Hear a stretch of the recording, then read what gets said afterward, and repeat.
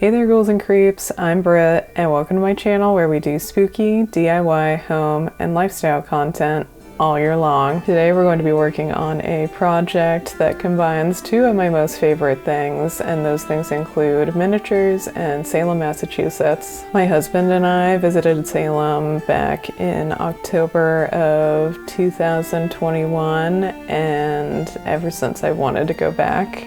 Salem in the fall is quite possibly the biggest serotonin boost with all the Halloween and Halloween adjacent shops, the overcast, sometimes rainy, sometimes foggy weather that tends to occur there that time of the year, and all this with the backdrop of colonial style buildings and vibrantly colored leaves on the trees makes the whole experience just unparalleled. One of the most recognized buildings in Salem is the Witch House, which will be the muse for this project and what I'll be replicating in miniature form inside a Cloche I purchased at Target a year ago. My plan is to create a laser cutting file for all the balsa wood parts, so let's get into that.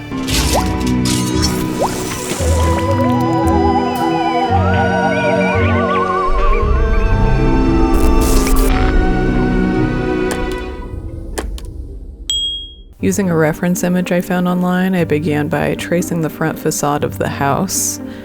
I had determined by measuring the circumference of the cloche that my house's base could not exceed 4 by 3 inches. At these dimensions, the height of the house would have only been about 2 inches, so I modified the height to be 3 inches and switched up the window placement to be as close to the original as possible.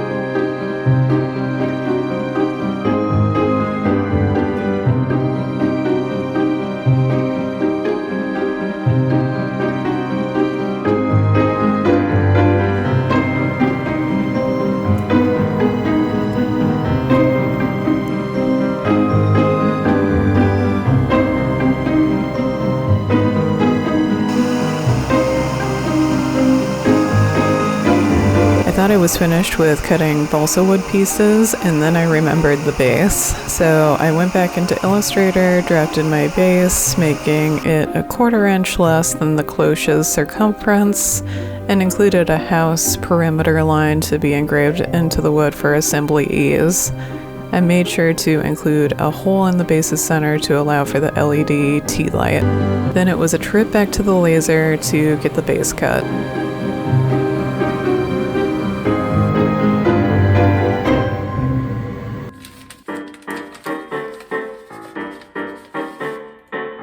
Now that I had all my balsa wood pieces cut, I painted the exterior facing sides and edges with black acrylic paint.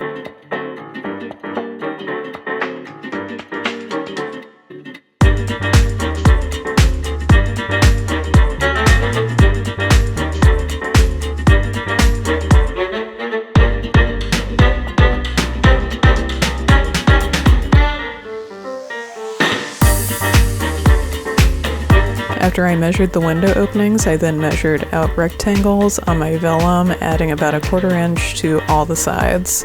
Once the windows were outlined, I then used a Bic pen to divide the larger windows into thirds and then carefully draw in the diamond lattice on each pane.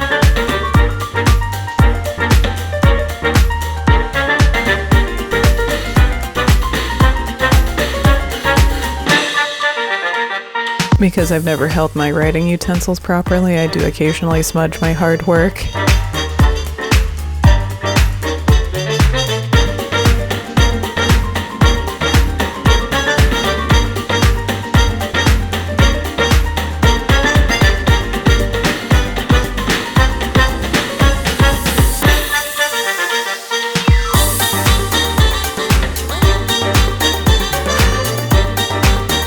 Using frog painter's tape cut to size, I then adhered the vellum windows to the backside of each window opening.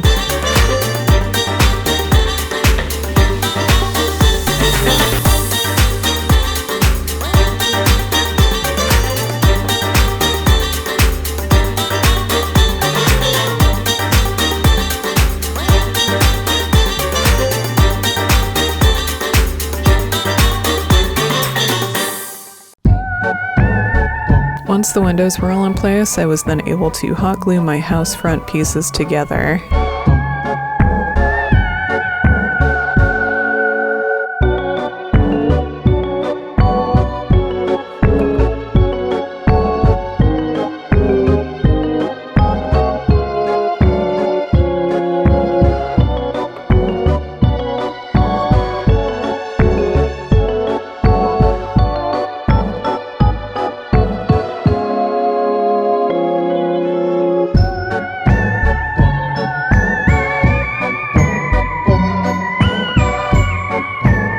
Then it was time for house assembly. I put hot glue on the bottom edge of the front piece and centered the front along the engraved line on my base. The rest of the house is assembled a lot like a gingerbread house kit. Just add glue to the edges making contact with other pieces already glued in place, beginning with the front, the sides, then the back. Once all the perimeter walls are up, then add the support wall to the inside.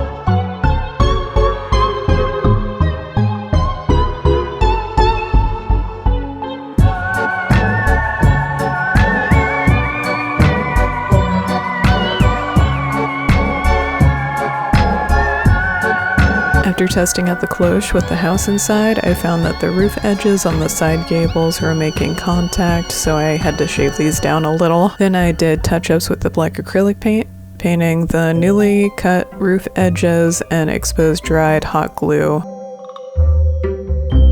Because I wanted to be able to fold my roof at the peaks, I decided to make this part out of cardstock. The main roof took a few iterations. I wanted to be able to see the light from the inside through the top windows, so cutting the roof to allow for this was ideal. Ultimately, I cut U-like shapes in the roof under each gable.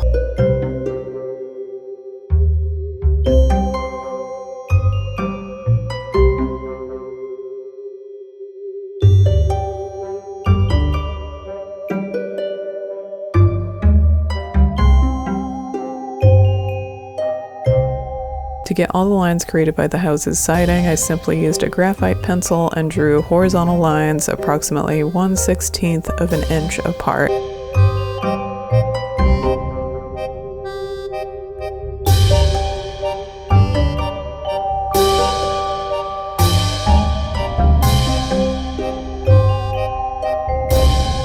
The shingles are made up of cardstock strips cut at about 3/16 of an inch. I then drew a line 1/16 from the edge and made little teeny snips up to the line 1/8 of an inch apart. Once the full length of the strip was snipped, I made little V cuts at each snip, giving the shingles their shape.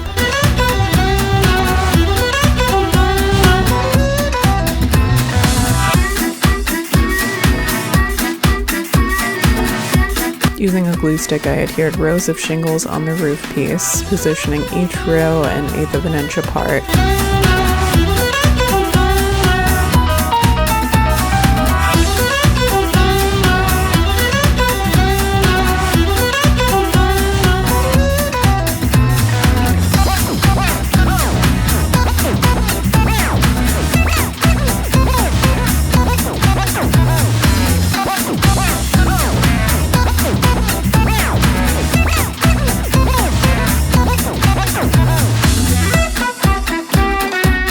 After wrapping up the shingles, I applied hot glue to my tab extensions in between the gables for added support.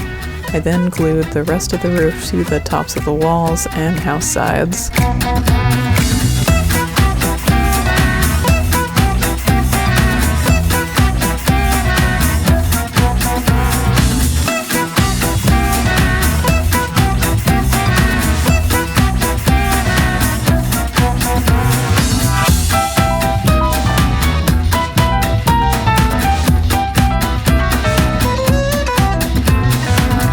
All that was left for the roof was the gables. After collecting measurements, I drafted the gable roof pieces and labeled each one with left, right, and center so I knew which gable each belonged to.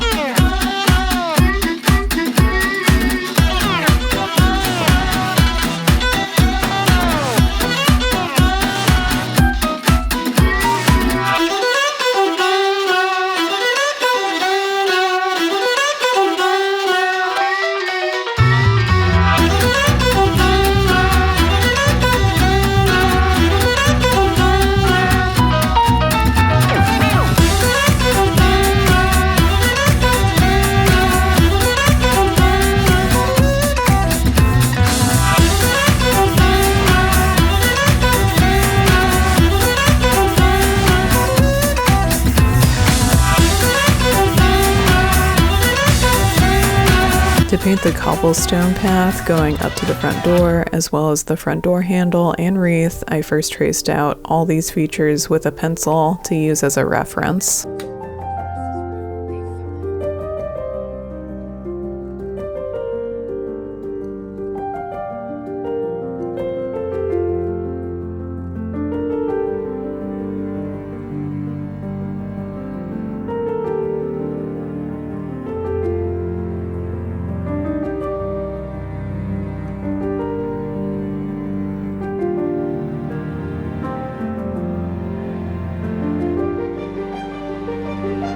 This was my first time using scenic cement and model making grass and trees, which you'll witness with my grass veil here in a minute. Overall though, despite the initial hiccups, I think the grass and trees were such a great addition and brought this project to the next level.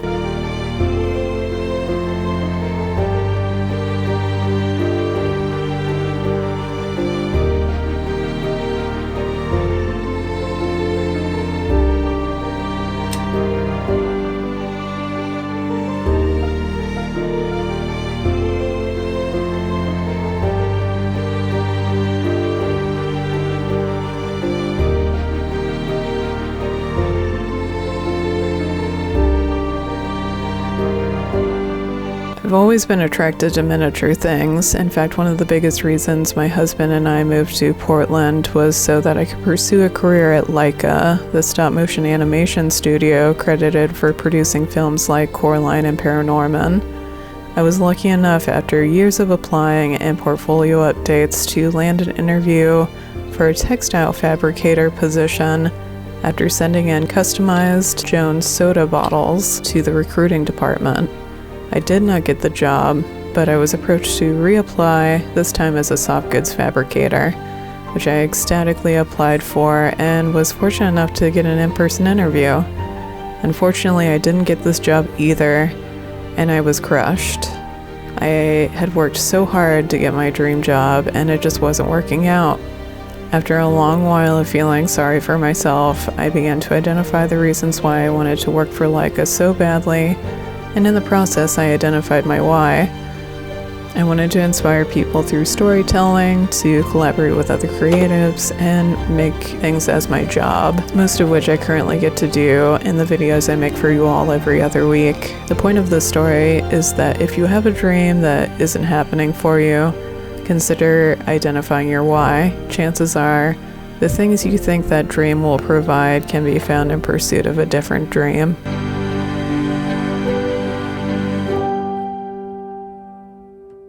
Truth be told, this project was challenging to wrap up and not continue to add adorable little details like little pumpkins on either side of the walkway or like orange and yellow coloring to the trees to give it more of that fall vibe.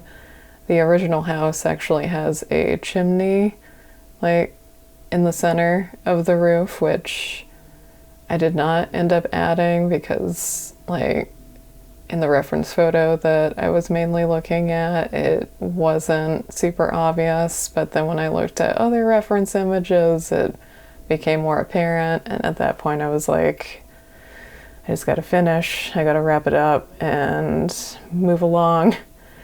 But I do love how this project turned out, and I think it's really cute.